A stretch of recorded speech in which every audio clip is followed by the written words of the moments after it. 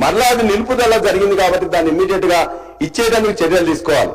ఇంకొక అంశం అధ్యక్ష, మీరు చేస్తున్న పని 1,00,000 కోట్లు, 1 కోటి రూపాయలు 2 కోట్లు వర్క్ చేసి మీరు ఒకరు పెట్టారు. ఏంటి? రాజీవ్ సివిల్ సర్వీసెస్ అని చెప్పేసి రాజీవ్ గాంధీ సివిల్స్ అభయహస్తం అని చెప్పేసి పెట్టాను. 400 మందికి 1,00,000 రూపాయలు రూపిస్తామని చెప్పి పెట్టాను.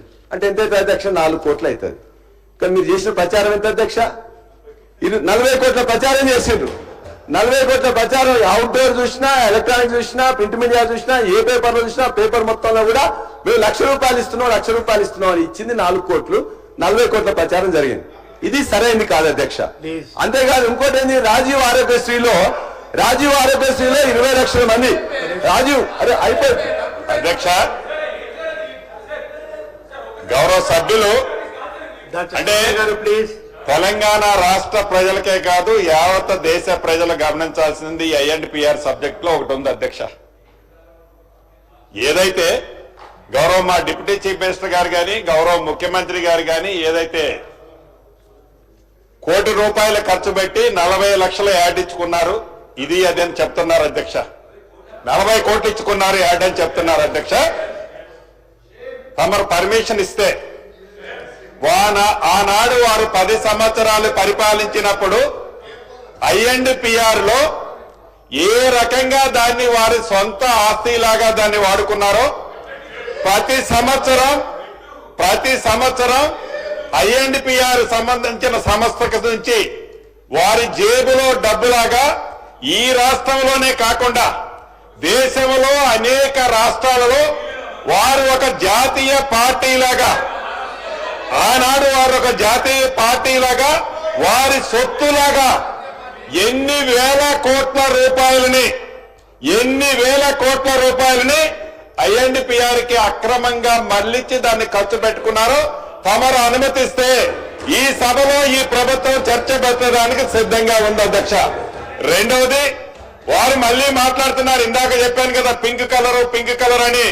తప్పకుండా ఆ చర్చలో ఆ పింక్ కలర్ కు సంబంధించిన సంస్థలు ఉన్నాయి మీడియాలో అధ్యక్ష.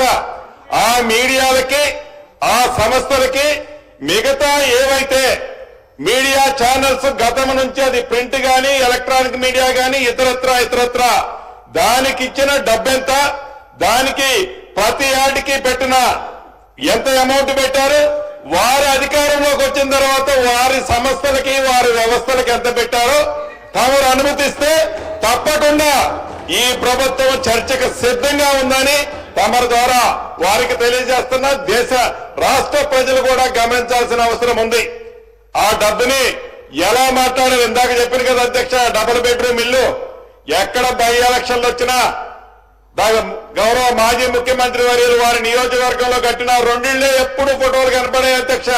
ఫ్రంట్ పేజీలో అదే పద్ధతి అధ్యక్ష. బరాబర్ ఈ రోజు చెప్తున్నాం, మళ్ళీ చెప్తున్నాం, తప్పకుండా కడతాం అధ్యక్ష.